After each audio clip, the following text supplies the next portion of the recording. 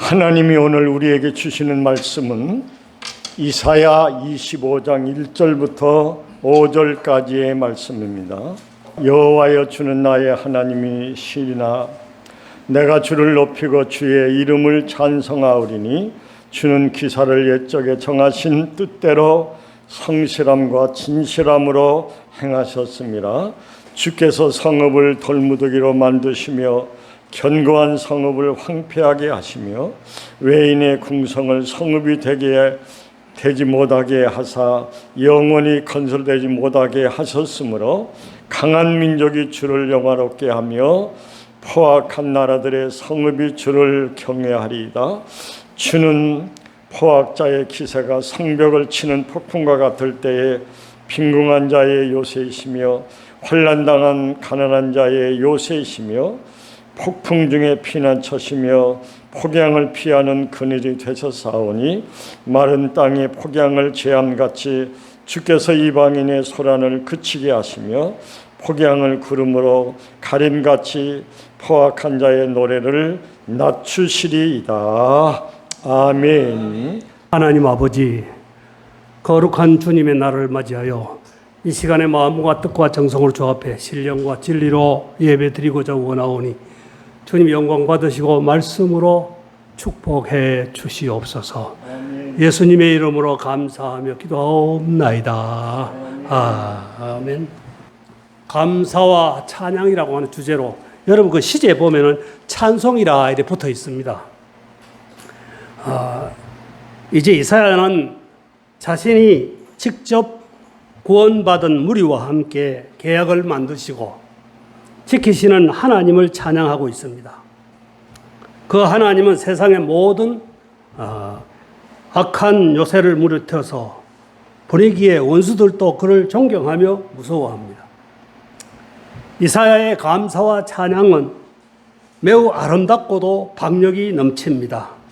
그것은 이방인들이 자신들의 신을 찬양하는 것과는 너무도 큰 차이가 있습니다.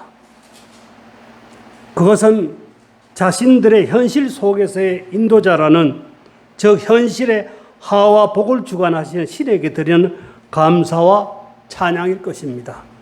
그러나 오늘 본문에 나오는 이사야가 하나님을 향하여 감사하며 찬양과 영광을 돌리는 것은 현실의 생사하복은 물론이거니와 나아가서서 모든 대적을 괴멸시키고 하나님의 나라의 건설이라는 미래의 소망을 토대로 했기 때문에 그 찬양이 귀한 겁니다. 이제 이러한 이사야의 감사와 찬양의 좀 더 깊은 의미에 대하여 성찰하면서 우리도 함께 감사와 찬양과 영광을 하나님께 돌리는 저와 여러분 되시기를 바랍니다. 그러기 위해서는 첫 번째 하나님의 섭리에 대한 감사와 찬양입니다. 하나님의 섭리. 하나님께서는 자신의 영광과 찬양까지도 이미 영원 전부터 정하신 자신의 뜻에 따라 계획하시고 작정하신 것입니다. 그러므로 하나님께 대한 찬양은 그분의 섭리와 뜻에 따른 행위다. 이렇게 보는 겁니다. 하나님의 계획은 바로 즉흥적이거나 혹은 사람들처럼 우발적인 것은 하나도 없습니다. 우리의 눈에는 우연히 되어진 것 결과이고 우발적으로 나타난 현상이라고 생각되어지는 것까지도 이는 이미 하나님께서 옛적부터 하나님께서 생각하시고 계획하시고 그 실행을 확정하신 것이다. 그 비근한 예를 찾는다면은 성경의 전체가 그러하다고 말할 수가 있지만 여기서 몇몇 예를 찾아보면 시간이 없어 설명은 생략하고요. 요점만 말씀을 드릴게요. 아담의 예를 든다면 불순종의 결과는 죽음이나 그에게 새로운 구원의 길을 허락하셨다.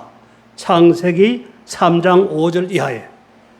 또 노아의 예를 든다면 하나님 인간에게 경고함 없이는 아무 일도 하지 않으신다는 사실을 창세기 6장 3절 이하에 잘 보여줍니다. 한 가지 더 말씀드린다고 하면 이스라엘 민족을 예를 든다면 하나님은 아브라함의 선택 과정에서 이미 그 민족의 미래를 이미 환히 내다보고 계시는 것입니다. 창세기 15장 13절 이하 16절까지.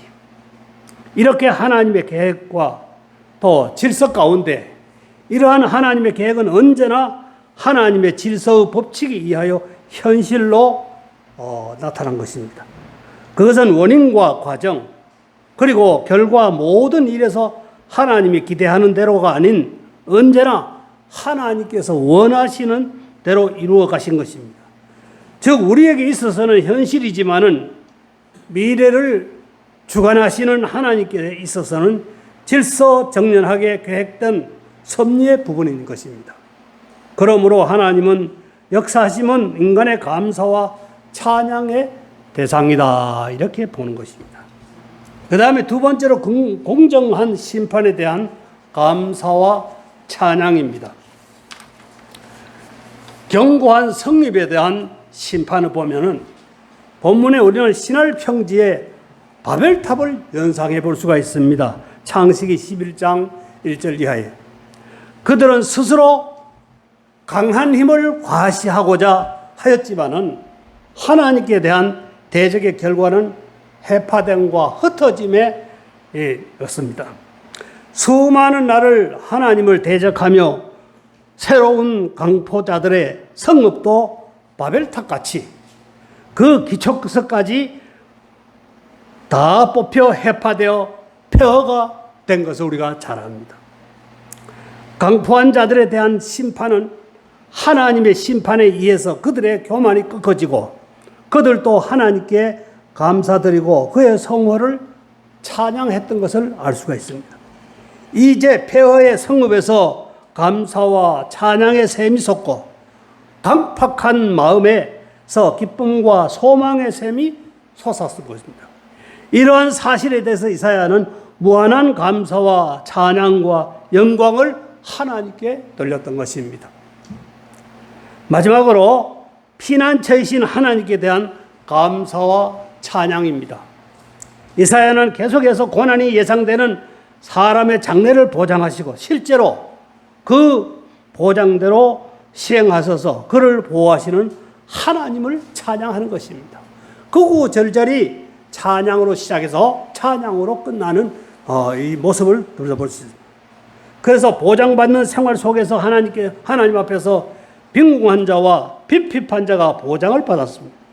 이들은 고난당하는 자들로서 그 고통에서 핍박자와 압제자를 하나님께서 심판하심으로 그들의 평안과 풍요를 보장하신 것입니다.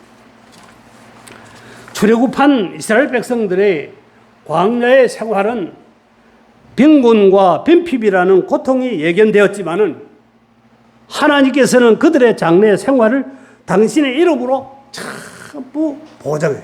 여러분 요즘같이 생각하면 200만 명, 학자들이 200만 명이라 그러니까 출애굽한 200만 명 먹여 살린다는 거 이게 보통 문제가 아니잖아요.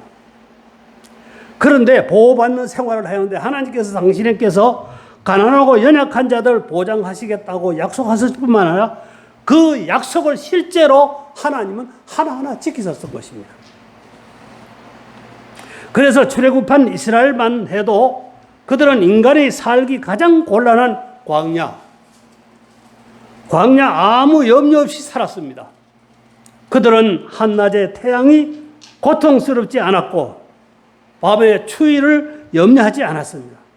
하나님께서는 낮에는 구름 기둥으로 밤에는 불 기둥으로 인도하셨기 때문에 그들은 하던 고난을 겪지를 않았습니다. 그들은 먹을 것과 마실 것, 입을 것과 신을 것으로 그들은 고민하지 않았습니다. 하나님께서 메추라기와 만나로 먹이셨고 반석에서 물이 나오시게 하셨기 때문에 40년간 옷과 신을 닳지 않게 하셨기 때문입니다. 이러한 하나님은 오늘날도 우리의 일용할 모든 것들을 공급하심으로 보호를 하시는 것입니다. 여러분 우리가 살 만큼 살았고 우리가 생활할 만큼 생활했습니다. 이제 더 이상 염려 걱정할 거 없습니다. 따라서 우리는 이처럼 보호하시는 하나님을 이사야와 같이 찬양하는 저와 여러분 되기를 주의 이름으로 축원합니다. 말을 맺겠습니다. 하나님 오늘날도 우리의 일용할 모든 것들을 공급하심으로 보호하십니다. 따라서 우리는 이처럼 보호하시는 하나님을 이사야와 같이 찬양하는 저와 여러분 되시길 바랍니다. 우리가 이러한 놀라운 은혜 감사하고 보답하는 길은 찬양밖에 없어요. 예? 역사상 가장 강성했던 나라들 여러분 잘 알잖아요. 애굽, 바벨론, 페르시아, 헬라, 로마 모두 무더기같이 사라졌습니다. 지금처럼 하나님은 힘에 의해서 이와 같이 현재 하나님을 불신하고 자신들의 능력만을 의뢰하는 모든 강대국들, 그리고 크고 작은 이교도와 이단 종파들도 언젠가는 모두 하나님의 힘에 의해서 무더기 같은 그런 신세가 될 줄로 믿습니다. 기도드립니다. 하나님 아버지 감사합니다. 하나님 찬양하자는 말씀으로, 감사 찬양하는 말씀으로 주 앞에 드리면서 오늘 또 아버지 마무리를 지었습니다. 주님 모든 영광을 받으시고 한량없는 은혜와 축복을 허락해 주옵소서. 예수님의 이름으로 기도하옵나이다. 아멘. 지금은 주 예수 그리스도의 은혜와 하나님 아버지의 무한하신 사랑하심과 성령의 교통하심이 감사 찬송하기를 다짐하는 우리 사랑하는 모든 성도들과 한국교회와 서기교회에 영원토록 함께 있을지어다. 아멘.